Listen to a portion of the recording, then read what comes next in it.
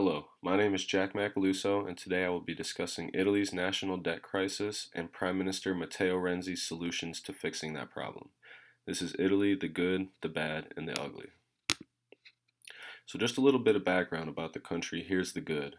It's the third largest economy in the EU and the eighth largest in the world. They had a GDP per capita of $35,276. They had a larger manufacturing base than France and the UK, strong exporter, and their population had a high savings and low debt. The bad mainly revolved around the government and the political systems in place. They had a very inefficient bureaucracy. They had a slow moving judicial system with a lot of corruption. The business sector was dominated by small to medium enterprises with no real international reach. Their aging population was costing the government a lot of money through pensions and welfare. They had rising income inequality. And then the ugly. They had a $2 trillion debt, which is 132% of the GDP. This is their main problem. They had low levels of investment following the 2008 financial crisis. Productivity has been falling consistently, and unemployment reached 13%. So, just a little bit more about the background and why the debt is so high. A lot of it, or a part of it, is to do with their high life expectancy of 82 years and low birth rates. And this causes a struggle with domestic demand and increased spending on pensions. As of 2014, there were 17 million pensioners costing 17% of the GDP. Another small reason is the increased levels of immigration and political asylum. This increased government spending from 2 million euros per month to 9.5 million euros per month, mainly under Project Mare Nostrum, which was a search and rescue mission entirely entirely put on Italy to save immigrants coming over from Africa and other regions. They had increased levels of income inequality with a 0.32 Gini coefficient, which is up from 0.28. They had a geographical and social divide between the North and South that caused the South to experience worse economic conditions than the North. The South had a 0.34 Gini coefficient. They had high unemployment and a lack of investment opportunities. So the national debt coupled with the political and social divide, the main issue was Prime Minister Matteo Renzi was worried about maintaining the political structure needed to successfully introduce structural reforms that could get Italy's debt crisis under control.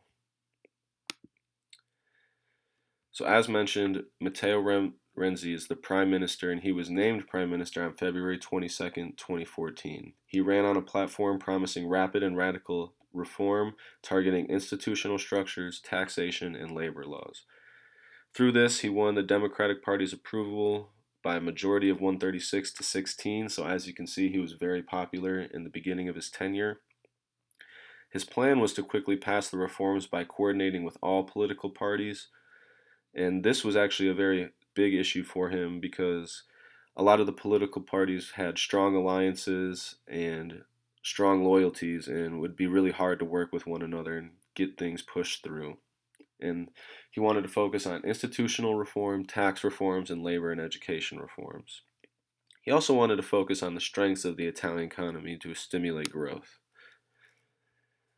So, some of the institutional reform that he brought. Italy had become a non deciding democracy, which means they had a government, but they were just not getting a lot of stuff done. They had 5 governments in 10 years and weak political alliances. So his first reform was he introduced a new electoral law, Italicum, designed to promote political stability. This brought fewer but stronger political parties. It was based on proportional representation, and the party with the most votes would receive 55% of the seats, and if neither party owned 40% of the votes, there would be an automatic runoff. He also introduced constitutional reforms to end the bicameral parliamentary system. The Senate was separated into two, the upper and lower chambers. Under this plan, the Senate would be reduced in size and turned into a non elected body. Padone in 2014 stated, "It laid the ground for successful job reform. Without this, the upper and lower chamber would have gone back and forth." The last part of his institutional reform was he promised to simplify the multi-layered governance structure to combat corruption. So he wanted to downsize Italy's 107 provinces by centralizing. He wanted a more central national government rather than having a bunch of local ones. For corruption, he increased the minimum penalty to 4 to 6 years if convicted, and a maximum of 8 to 10 years if convicted. He also established an independent anti corruption agency that would focus on investigating government officials and track them down if they were a part of corruption. So, for his tax reforms, he wanted to focus on tax reduction and spending control. He reduced income taxes and company contributions by 18 billion euros, and these reductions were expected to go up to 22 billion euros in 2016. Renzi's tax reduction plan was designed to save 35 billion euros annually, and this plan would reduce property taxes, personal income taxes, and corporate taxes. The main one here is corporate taxes. This would increase the likelihood of other countries and other businesses coming into Italy to headquarters there as the taxes were low. This would help stimulate growth and get the economy back on track. They also wanted the government to bring fiscal spending under the 3% rule. This rule is basically hope for the best but plan for the worst. You want your economy to do good, but if it does not, you want to have extra money there to support it. So they set a savings target of 11.9 billion euros annually. Renzi also announced a privatization program, and this would just to privatize national sectors, and this would raise the GDP by 0.7% per year by selling a 5% stake in Enel, a 40% stake of mail services, 49% stake of air traffic control, and the entirety of the railway system. This graph below, you can see his projection for fiscal spending and debt. Labor and education reform.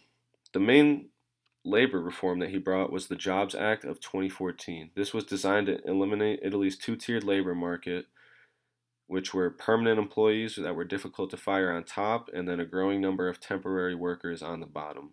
In firms with more than 15 employees, the Jobs Act allowed employers the right to terminate workers for business reasons and not just performance reasons.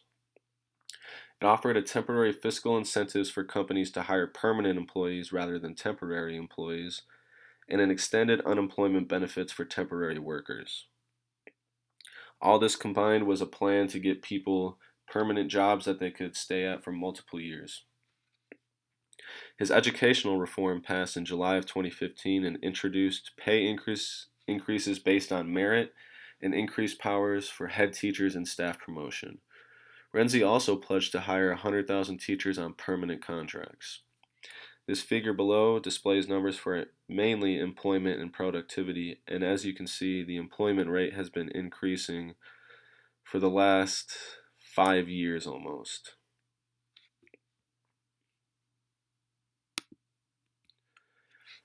While a lot of these plans sounded very good in the beginning and offered some strong support, once he started trying to get through the political system and get these reforms passed, they were met with a lot of criticism and opposition both from politicians and the public.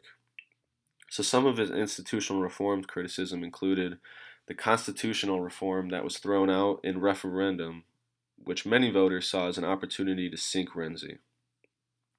The public also wanted the government to focus on national problems and the problems of the people rather than fixing the political system. There wasn't much criticism to the taxation and spending control as it lowered taxes for majority of the citizens, but the IMF director of Italy stated, to cut spending is politically unpalatable and takes time. Renzi's plan was to pass all this in 1,000 days, and the IMF director just did not think that that would be enough time to effectively change the taxation and spending control. His labor and educational reform probably had the most amount of pushback. His labor market reforms failed to kickstart the economy. They didn't really do much. If anything, it almost made it worse. And Renzi's pro-business and free market agenda alienated the Democratic Party's traditional voters while also failing to lure in more conservative ones. This just further separated the divide, especially between the North and the South. People viewed Renzi's promise to hire teachers as a strategy to buy consensus. This was basically him just trying to buy votes for the next election, a lot of people thought. And the main problem with his educational reform was it didn't address the issues of educational quality and outcomes.